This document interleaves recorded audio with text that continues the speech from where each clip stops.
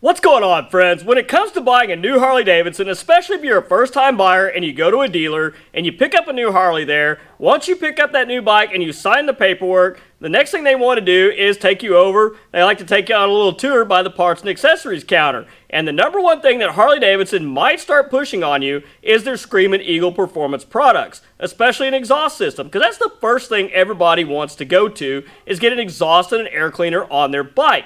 Now, there's absolutely nothing wrong with the Screamin Eagle air cleaners. If you find something you like in there, jump on it. But the issue where I have with the Stage 1 from Screamin Eagle comes down to the exhaust systems.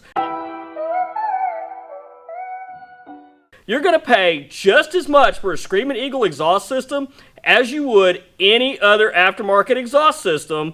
You're going to get not that great of sound. You're not going to get that great of performance. Well, you will get some performance, and I'll get to that here a little later in the video.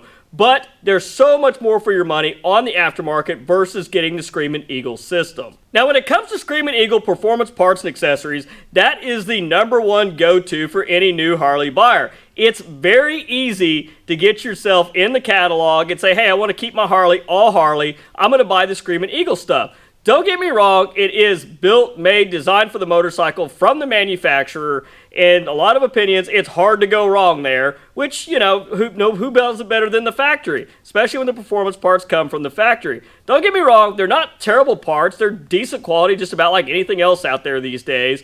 But they do lack a lot when it comes to the aftermarket exhaust systems. Number one, these are not going to be loud like you hear on a lot of pipes like you get from Tab or Vance & Hines or S&S, any of those mufflers out there, because one, depending on what model it is, if it's a Softail model or a Dyna model or even a Sportster model, because yes, you can still get exhaust from Harley-Davidson for these older models, they will have catalyzers in the mufflers just like the factory exhaust. Now let's clear this up right now. The Screamin Eagle mufflers are still EPA compliant, that is for emissions and noise.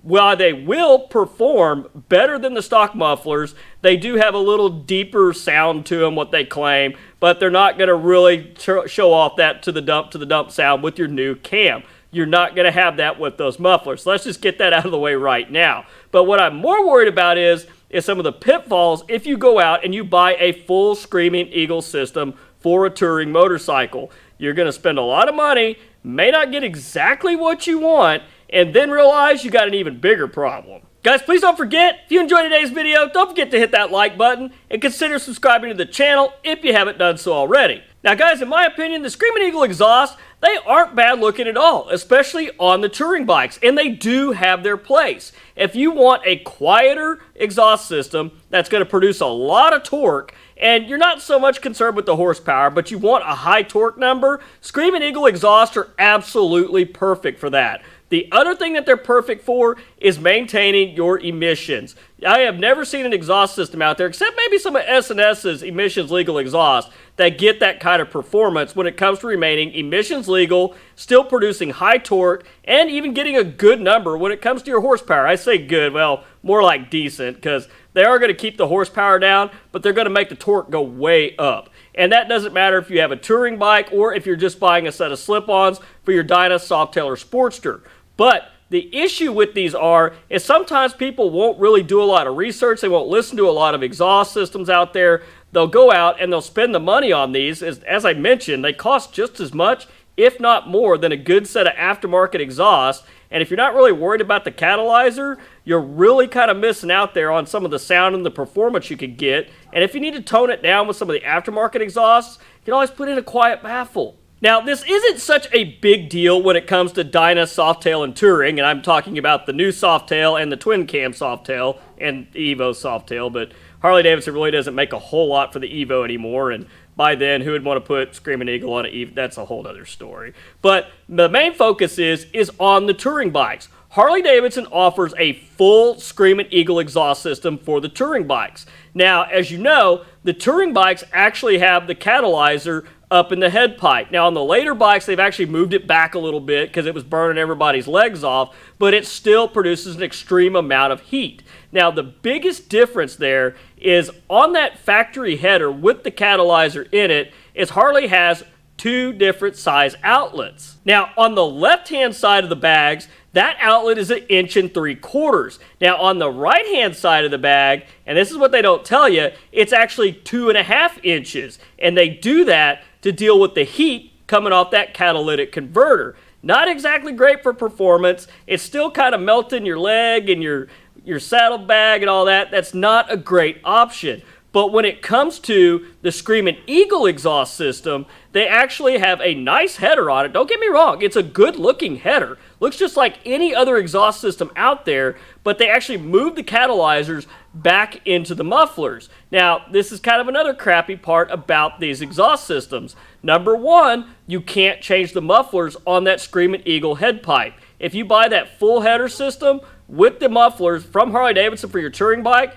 you can't change those mufflers out. Those mufflers are specifically sized to that header system. To my knowledge, nobody else out there makes anything that's going to bolt right up to that. Now, some of you guys that do some of your fabrication work out there, you might be able to make it happen. But as I mentioned, it is a good head pipe, but there's just better options out there. Now, the other issue, too, is that those large, oversized mufflers, and they're large and oversized for a reason, is because Harley-Davidson took the catalytic converter out of the head pipe, and each one of those mufflers that comes in that Screamin Eagle touring system has a catalytic converter in it. Now, that right there is really going to throw you. If you spend the big bucks to go out and buy that full system for your touring bike and then decide you don't like those mufflers and you've got the idea that, hey, I'll just go buy some aftermarket mufflers and stick it on that factory header, that performance factory header, ain't going to happen. They will not fit that, and the reason why Harley-Davidson does that is they do that to keep you from doing just that.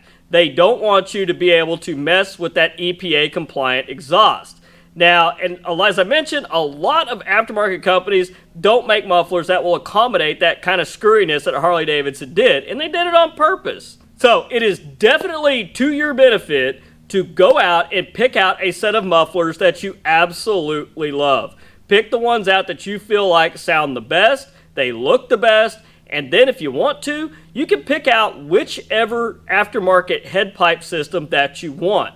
Harley-Davidson's factory header, pretty decent without the cat in it, but it is nothing like what you can get on the aftermarket. You can go out to Basati, you can go out to Vance & Hines, just about any exhaust company out there, they'll be able to get you hooked up with a good aftermarket performance header system, and then you can put their mufflers on it, or you can basically find any other style of muffler that you like as long as they match the factory head pipe sizes. But from there on out, you're pretty good. Just be aware of that if you're really interested in a Screamin Eagle system. Just remember, Screamin Eagle system equals less noise, less horsepower, but much higher torque. That's because the catalytic converter's in there. And that's why I say catalytic converters aren't necessarily a terrible bad thing, because on a Harley, we're really interested in torque. But those mufflers and that setup, it's going to really knock down the sound, and it may not necessarily be as loud as you would like it. But then again, and a lot of people, they put on a good set of loud mufflers on it, and then you take a trip on it, you get droning down the highway for hundreds and hundreds of miles. I'll admit, it does kind of get a little bit annoying, and sometimes even I kind of wish, man, I wish I had the stock exhaust or I had a little quieter. After I've been listening to that bike for a couple hundred miles, I'm about ready to get off of it. So guys, Screamin Eagle exhaust definitely has its place. It has its purpose. It's not for everybody, so just really do your research and make sure you want a quieter exhaust, you want more torque, and you're willing to spend that money. That's going to cost just about as much as an aftermarket exhaust. Now, I will admit, you can buy an aftermarket exhaust, you can put quiet baffles in it, and it's not going to be as quiet as the Screamin Eagle system would be. It'll still perform very well. You'll get a little bit more horsepower and torque, but even the aftermarket systems, I would argue a lot of times, even with the quiet baffles in them, they will produce more horsepower, but they won't quite achieve the torque numbers just because they literally do not have that restriction that the Screamin Eagle exhausts have with the catalytic converters in them.